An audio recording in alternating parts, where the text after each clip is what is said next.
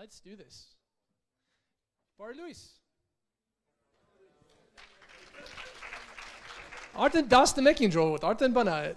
Heads every bana the drama dasin okay, but Bar Luis. Merci. Okay. Bana. Imanuna map. Yes, map Bartelsian. Yeah, is Mikicha Hayden Mikicha Angleran of Gehosam, but Spana. Yes, to some I saw.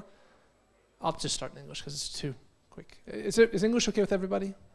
Yes, okay. Good. So, look, I want to talk to you today about something that's really important to me, and that is the balls to be great, the courage to be great, to be outstanding, to be extraordinary. And I speak to you today as taking on two roles. I speak one as one of the partners and the director of business development and partnerships for Volo, which is one of Armenia's large outsourcing companies, and as the pastor of Yerevan International Church. We're an English language Protestant church. Those are the two things that I do in Yerevan. So I was born Bartels. It's a good German name, but I'm a classic American. So when I get into a taxi in Armenia, the question I always get is, oh, where are you from? And I say, yes, Amerikaitzem. And they say, Belgiaites? I say, no, Amerikaites. But vad Barbarov Hayren, misht Belgiaites. But I'm not from Belgium, I'm from America, and I'm a classic American because and the next question is, well, Askutsam Pincha.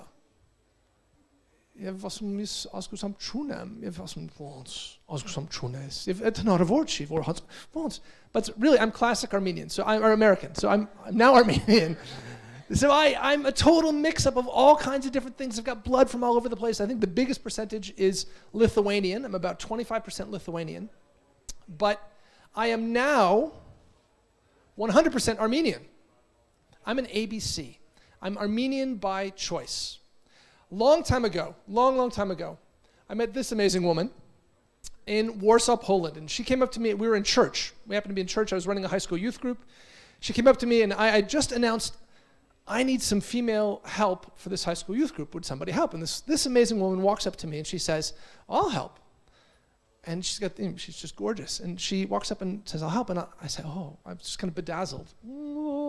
And I say, where are you from? And she says, I'm from Armenia. And I said, oh, where in South America is Armenia? She's like, classic American stupidity. And then I doubled down, because I like to double down. I like to take big risks, so I'm thinking I'm going for it all here, because I really screwed up in the first one. So I said, oh, Armenia. And she was dark-skinned at that time because she had been studying at Haigazian in Beirut. Inka Hayastancia, but she was studying at Haigazian in Beirut. She'd just come from the beach. It was early September. She was really, really dark. She said she's from Eastern Europe, and I put 2 and 2 together, and I definitely didn't get 4 because I said, Eastern Europe, dark skin, dark hair, dark eyes. I said, oh, so you're a gypsy. And she still married me, which is amazing. It's amazing. And we've created, praise God, these 4 amazing munchkins. This is a bit of an old photo. They're now a little bit older, but I love these guys. And I very, very much didn't love Armenia. In fact, I'll be really honest with you. When we got married back in 1999, I had even worse American confession to give. I thought, my wife is so lucky. She's marrying me, and we're going to get out of this place. And well, actually, we did get out of this place. And little did I know that she was secretly praying that God would change my heart, that I would fall in love with Armenia. Long story short, we moved to all kinds of really interesting places. We started in Warsaw. We then moved to New York City. My job then took us to Sydney. We spent a couple years in Singapore. We moved to Shanghai, spent a couple years there. And then in Shanghai, God spoke to us and said, I want you to leave Shanghai and I want you to go to Armenia and just show up and just help. And so along the way, we stopped in Malaysia. And instead of going to Armenia, we, at the last second, took a detour to Hong Kong. And I was working in advertising then. I was working with big multinational brands, big multinational companies on local, regional, and global brand strategies. And we wound up in Hong Kong working with drug addicts and prostitutes and gang members. And it was amazing, amazing time. And then we came to Armenia. And since being in Armenia, and with the job that I now have with Volo, I travel all over the world all the time. So I've been to London I've been 4 or 5 times to London in this last year. I've been to Berlin 2 or 3 times this last year. I've been to Tokyo twice. I've been to San Francisco a lot. Dubai a lot. I'm in Dubai on Monday. And basically, with my job, and lots in Zurich as well, with my job, I get to go to the world's great startup capitals. I'm surrounded by startup all the time. And it's so exciting. And on many levels, you think, wow, you know, come on, we're in Yerevan. And I could be in San Francisco, or I could be in Berlin, or I could be in Tokyo, or I could be in Shanghai. And all those cities are amazing, truly amazing. And maybe you're looking for investment from outside, and you call people and you say, oh, yeah, I'm from Armenia. I've got this amazing idea. And they say, Albania? And they say, no, Armenia. And they say, Romania? And they say, you say, no. They say, no, Romania. And you say, no, Armenia. And it just goes downhill from there. And that was my story with Volo. 3 years ago, I found Volo, or Volo found me, or something like that. And Volo was this amazing 24-person company. We were a company that nobody knew about at all. Even at UITE, they'd never even really heard of Volo. And they called me up out of the blue, and I thought, oh no, I'm going to go to this company, and they're going to want some free work, and it's going to be this nasty garage with 15-year-old computers and guys picking their noses, and it's just going to be awful. But I walk in, and this was this Google place with 24 people. And it had been the same 24 people for 8 years. And I thought, this is pretty interesting. And then I realized what they did and listened to the case studies and thought, this is really amazing. These guys are amazing. This is incredible. This is like fast track to being a millionaire. I can sell this stuff easy. And so I said, well, let me help you sell. And foolishly I said, I'll not take any salary. I'll just sell on commission. Because I'm going to make so much money so fast. It's going to be so easy to sell Volo. Because around the world, there's something like 1.5 million developer shortfall. The US has 1 million shortfall. Europe has about 500,000 shortfall. There are a lot of developers that can get easy jobs anywhere. So I thought, this is easy. This is easy to sell. I'll sell Volo. Well, for 6 months, nothing happened. Didn't sell anything. I began to look at my bank account. My bank account got really kind of small.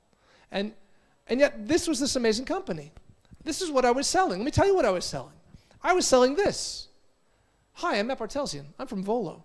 I'm part of one of the world's premier software innovation boutiques. We do things that others don't and innovate in ways that others can't. That's an amazing story. That's a huge promise.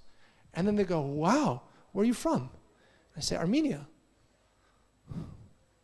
Albania? No, Armenia. Romania? No, Armenia.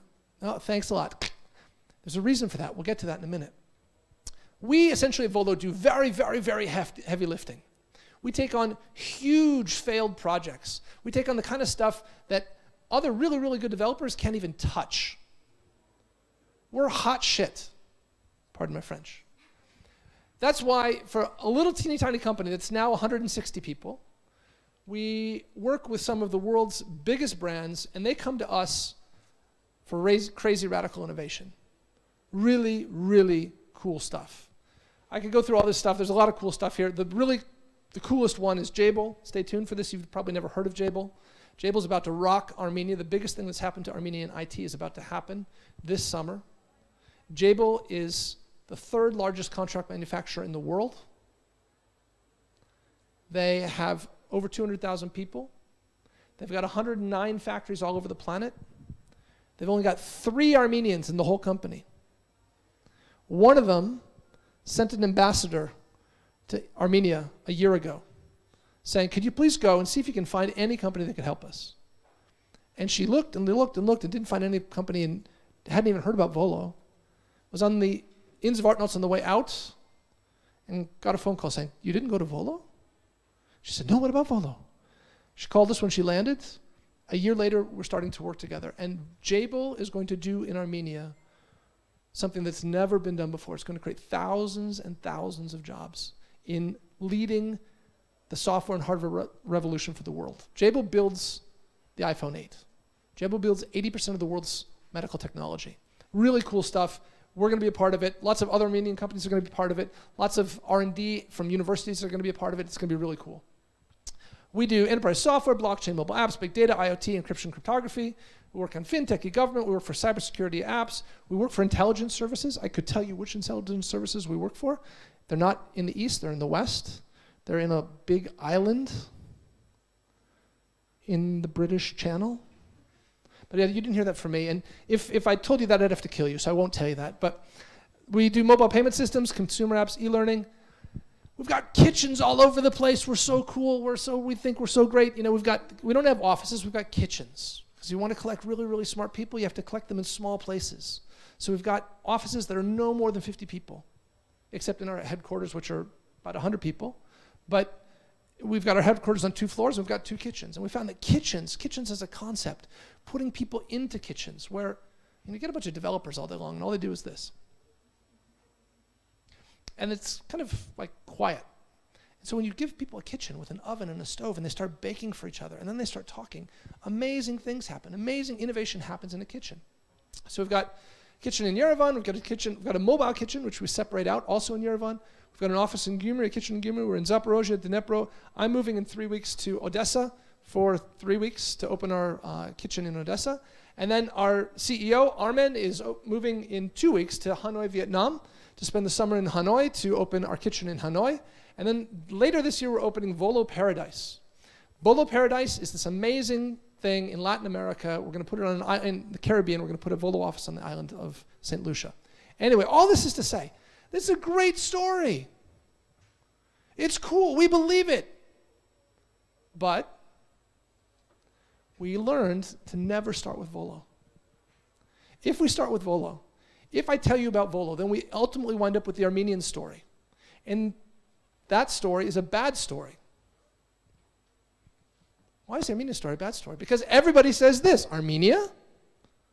Anybody you talk to, unless they know Kim Kardashian, who's not a great ambassador for tech in Armenia, says, Armenia? Why Armenia?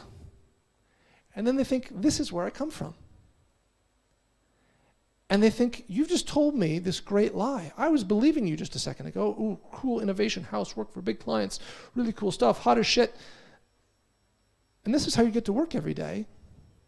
Well, there's a disconnect. It can't possibly be that. And so what we realized is we had to start selling Armenia. And that's what we sell.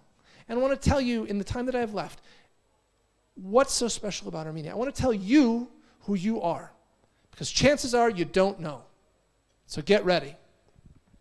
When working with non-Armenians, they don't think of Armenia as anything but that donkey, but really they don't at all think of this, or this, or this. When you say that we've got an incredible modern art museum and tons of culture, and our theaters are booked out every night, and great philharmonic and okay opera, even less okay ballet, but we're trying. It doesn't compute it. They think of donkeys, and this is what Armenia is. When you tell them that recently National Geographic just ranked Yerevan as one of the top 6 undiscovered foodie cities in the world, people start to go, what? We're the birthplace of Christianity. We have incredible environment and nature. In fact, we've got such incredible nature and unobstructed skies that our telescopes are now full of European astronomers who can't get time, the young astronomers, they can't get time on telescopes in Europe because they're all booked out, so they come to Armenia. We're still a place for incredible R&D, amazing nature, fantastic. Thank God for Yale Park, amen? Yale Park just changed the face of tourism in Armenia. We've got great landscapes. We invented wine. How bad can we be if we invented wine? Like, it's amazing.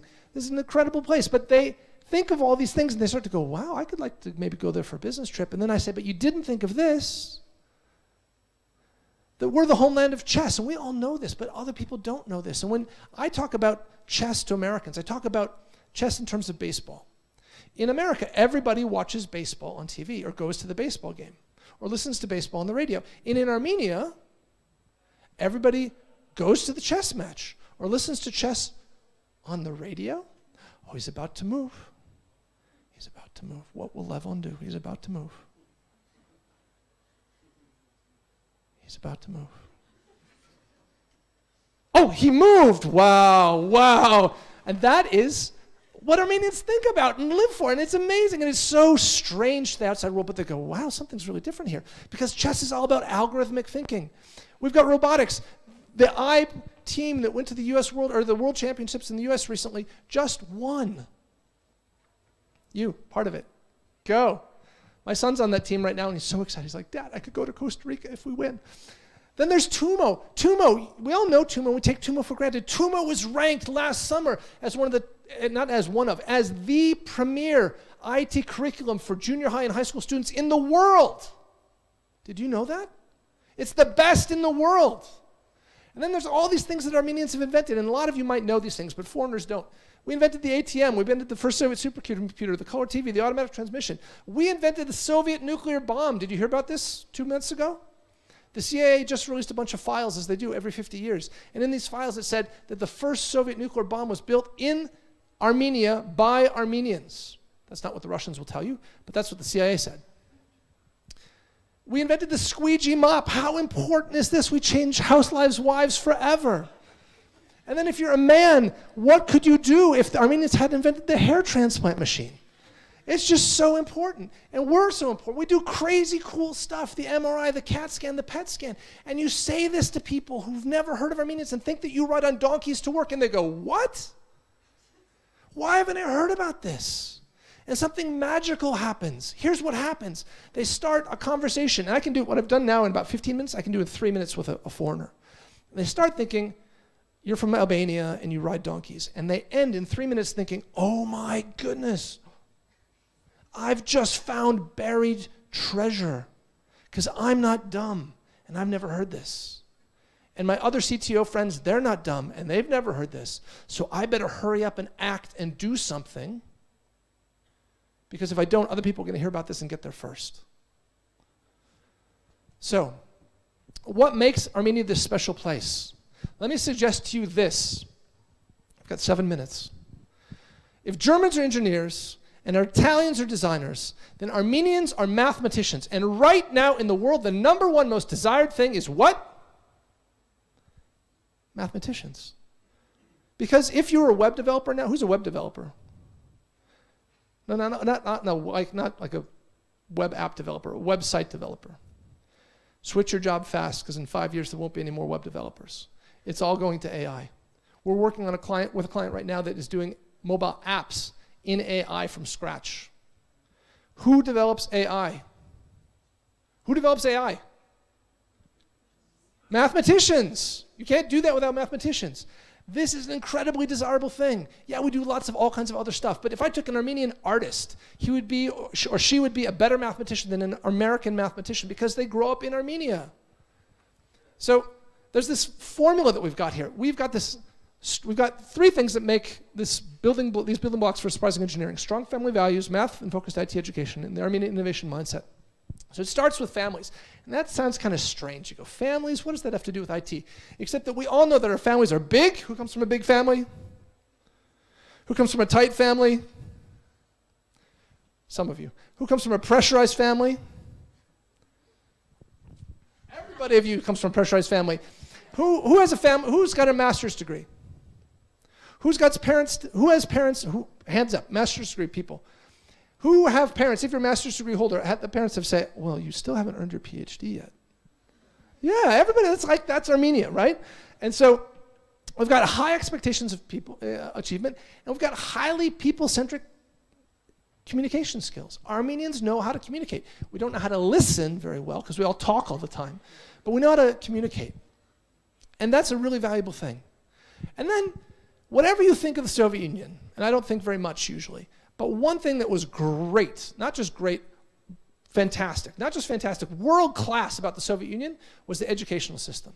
And we still have the blessing of having the kind of still follow on from that. And we have superior trained mathematicians because the whole system is about algorithmic thinking. And so we've got chess, we've got math, we've got robotics, we've got Tumo. There's all great building blocks. And then industry is cooperating with academia, and there's cool stuff that you probably don't know about yet. Microsoft, we all know, but did you know that Microsoft, the Innovation Center, we all know Microsoft Innovation Center, yes, yes. There are over 140 Microsoft Innovation Centers in the world. Microsoft, by its own estimation, ranks the Yerevan Microsoft Innovation Center as number 3 in the whole world. When you tell that to people, suddenly it's like, whoa, whoa, something special is going on. Nokia used to have a big thing here, not so much anymore, but IBM is doing the same thing that Microsoft is doing. There's all kinds of stuff. Yerevan NN, anybody work here for Yerevan NN? You guys are based in IBM Lab, yeah? Yeah. Like, cool stuff is going on. And there's R&D partnerships. Volo is doing the coolest stuff. And again, I could tell you, but we'd have to kill you. We're doing the coolest stuff with Slavonikon University and with AUA. Cool, crazy stuff. World first kind of stuff. Because we still have it. Ez yerkir chichi. Haskanumek? Ez yerkir. You make love banek on, make shot twin banek stertsum. You have absusum, you have amachum, with markans for dance and asum. For the dance chi, the man of an itium, che? Ayo. Then I say to people, did you know? You think about Israel, right? Israel, all the innovation. I'm running out of time. Think about Israel. In the Soviet times, Armenians were only 1.5% of the total Soviet population. But we did 30%. 30% of all the high-tech innovation in the Soviet military. That's a crazy number for a little teeny tiny group of people.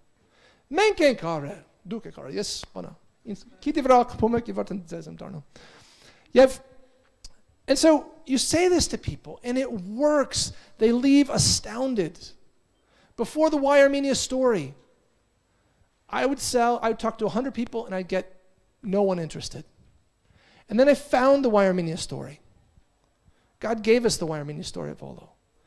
And we went from selling nothing to selling 10%. Of every time we had a face-to-face conversation with people, I could sell 10% of the time. Now, I found this. And I was supposed to have a pen that I forgot to bring up, so I'll use this. Pretend this is a pen. This is my pen. And this is what it's all about. To make it really, really simple for people, this is what Armenians do. We take a pen. Clients come to us and say, could you build this pen for me? I need to have these 3 holes, and it needs to have this click-click function, it needs to have black plastic here and silver plastic there. Could you build this pen, and could you do it in 2 months? And any good Armenian company worth its salt says, sure, even if they have no idea how to do it. Yes, ask anybody on the street when your Lada breaks down, can you fix my Lada? Oh, yes, I can fix your Lada. Careful. But we say, sure. And we work with our clients day in and day out, and we don't deliver in 2 months. We deliver in 6 weeks. And when we deliver it, we say, here you go, Mrs. Client. This is exactly what you asked for in every single way except one. And that is that we've thought of 32 other ideas to make your original idea even better, and half of those are patentable. And our clients go, oh, because we're Armenian. So at Volo, I told you we've got a really amazing company, and we have this really flat management structure. Nobody shouts, nobody raises their voice, nobody gets angry, nobody does the haikakan thing. It's, we bring really smart people in, and we say, you are really smart, so go be amazing. So let me say to you today, what I say to the people in my company, because I'm the only one in the whole company that gets to shout. And I get to shout one time at the beginning of every project. And this is what I say. And some of you in this room have heard this. I get to say this. I collect the team of people and get all the business development people in the room, and I say this. I say, look, I've just frickin' worked for 12 months to bring this client into this building. And the only reason that she's come in is that she believes me, that you are who I said you were. That when she comes and asks for a pen, we give her 32 extra ideas. And the only reason she believed that is because she believed the Armenian story. Now, she's never met an Armenian before. So you're going to be the first and only Armenians that she'll ever meet. And if you fail, you'll be the last. And your grandma and your grandpa and your mom and your dad, they didn't work frickin' hard to get you to this place where you could profit from all of their effort so that you could disappoint them and the nation. So don't frickin' do it. Let me say to you today, don't frickin' do it. It's not just a Volo thing. That's a you thing. That's an us thing. It's time to raise our sights and realize who God made us to be. That we are the nation of 32 extra ideas. And that we do brilliance. Everything that your grandparents and your parents worked for has come to this point. And there's no next generation. There's no team waiting in the wings. The diaspora is not going to come. There's no rescue squad. This room is the rescue squad. So either you do it or you don't.